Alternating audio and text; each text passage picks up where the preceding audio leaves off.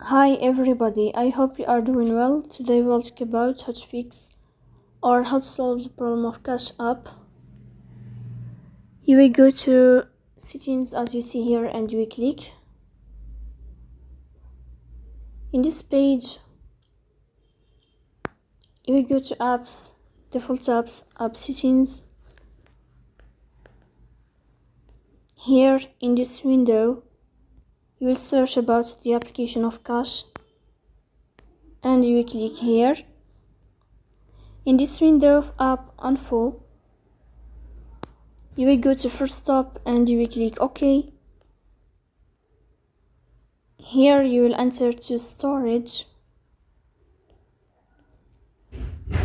Then you will click on clear cache. In the end, you will turn on your airplane mode and you will turn off your airplane mode again. So please don't forget to support us by liking.